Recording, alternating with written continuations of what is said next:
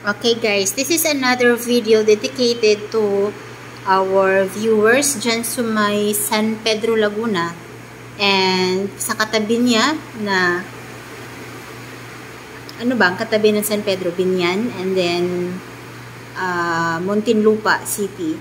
Guys, ngayon kasi mayroong bagyo and marami ako nakikita sa social media na nabaha. And I hope and I pray na makatransfer po kayo to a safe place para po sa inyong safety at sa safety din po ng inyong pamilya.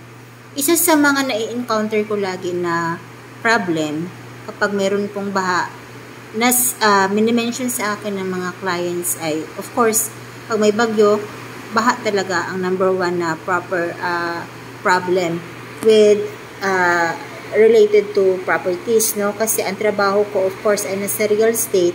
Ang lagi kong nai-encounter ay issues or problems related to real estate also na gusto kong mabigyan ng solusyon or tulong.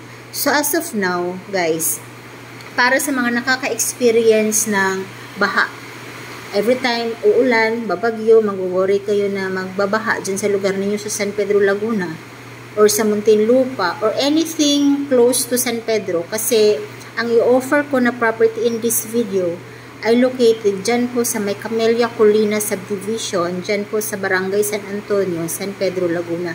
Guaranteed po walang baha dito kasi ang Camellia to guys ha, and as you know naman, Camellia which is owned ng mga Villar, magandang property ang Camellia.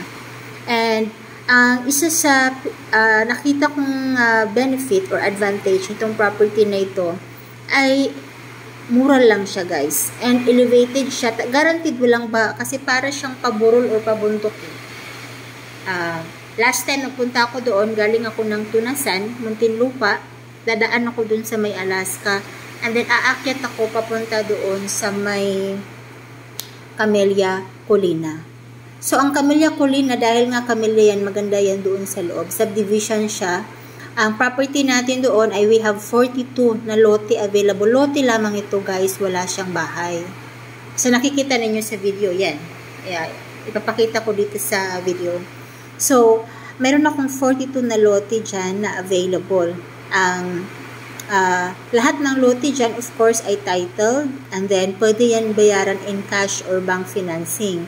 So bank foreclosed yan, lahat. Kaya, below market value. Kaya, i-avail nyo na guys. Kasi pag sinabi nating bank foreclosed, good deal talaga yan. Dahil mababa ang presyo niyan kumpara sa market value. So, ang property na ito, ngayong first 2 weeks ng October, available pa yan. Pero nung third week ng October, pinull out siya ng bangko for possible price adjustment. But before nila pinull out yan, ang price niya nasa 9,000 plus per square meter. Imagine, San Pedro, Laguna, nakatabi ng mga SLEX at katabi ng Muntinlupa, 9,000 per square meter lang yung price. Mahirap maghanap ng ganyan guys na may titulo, pwede pa bang financing, and 9,000 plus per square meter lang yung price.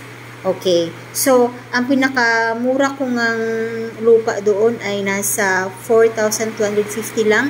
But kung gusto ninyong lumipat dito guys, antayin natin yung price adjustment na ibibigay ng bangko.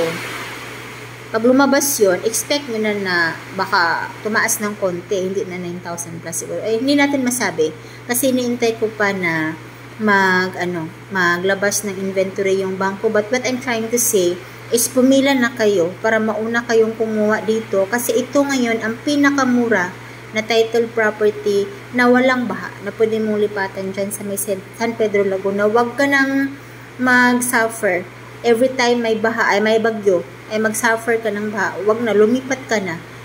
Kailangan lang natin dito mga income nyo around 18,000 per month para makaloan ka sa bangko. Okay, so i-message mo ako para matulungan kita kung paano ka lumipat dito sa Camellia na safe sa baha, maganda yung subdivision, and then maganda also yung mga bahay dyan, may 24-hour security. Okay? So, wag ka nang mag-suffer sa baha guys, lumipat ka na dito. And kung gusto mo sa ibang property, meron also ako, kontakin niyo lamang ako, Metro Manila, Cavite, Laguna areas.